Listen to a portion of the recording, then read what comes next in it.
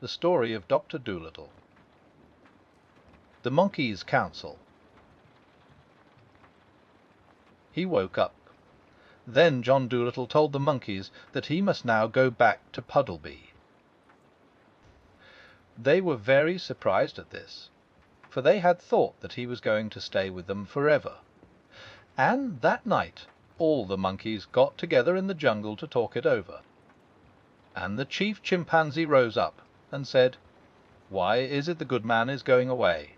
Is he not happy here with us?" But none of them could answer him.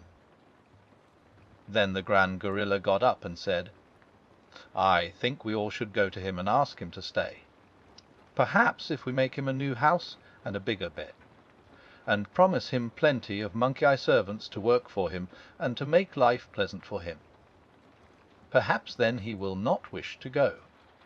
Then Chee-Chee got up, and all the others whispered, "Shh, look! Chee-Chee, the great traveller, is about to speak."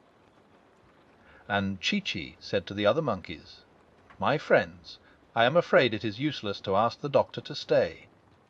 He owes money in Puddleby, and he says he must go back and pay it."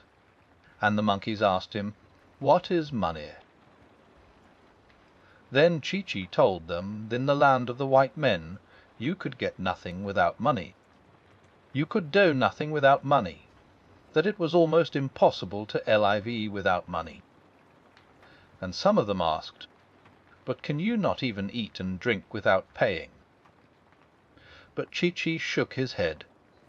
And then he told them that even he, when he was with the organ-grinder, had been made to ask the children for money. And the chief chimpanzee turned to the oldest orang-outang and said, "Cousin, surely these men be strange creatures. Who would wish to live in such a land? My gracious, how paltry!"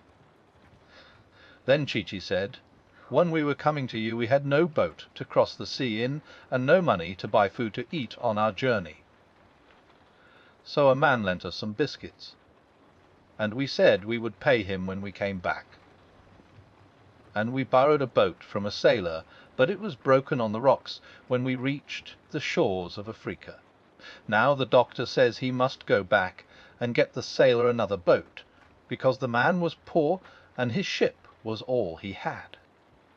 And the monkeys were all silent for a while, sitting quite still upon the ground and thinking hard. At last the biggest baboon got up and said, "I do not think we ought to let this good man leave our land till we have given him a fine, fine present to take with him, so that he may know we are grateful for all that he has done for us." And a little, tiny red monkey who was sitting up in a tree shouted down, "I think that too." And then they all cried out, making a great noise, "Yes, yes, let us give him the finest present a white man ever had." Now they began to wonder and ask one another what would be the best thing to give him. And one said, "I 50 bags of cocoa-nuts," and another, 100 bunches of bananas. At least he shall not have to buy his fruit in the land where you pay to eat. But Chee-Chee told them that all these things would be too heavy to carry so far, and would go bad before half was eaten. "If you want to please him," he said, "give him an animal. You may be sure he will be kind to it. Give him some rare animal they have not got in the menageries." And the monkeys asked him, "What are menangayas?" Then Chee-Chee explained to them that menageries were places in the land of the white men, where animals were put in cages for people to come and look at.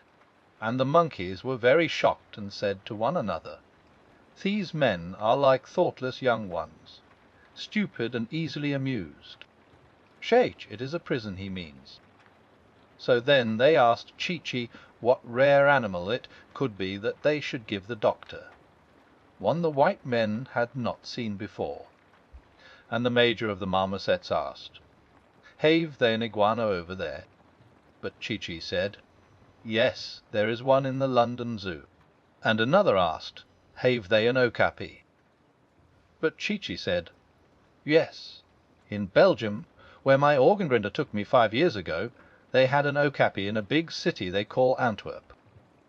And another asked, "Have they a pushmi-pulley?" Then Chee-Chee said, "No, no white man has ever seen a pushmi-pulley. Let us give him that.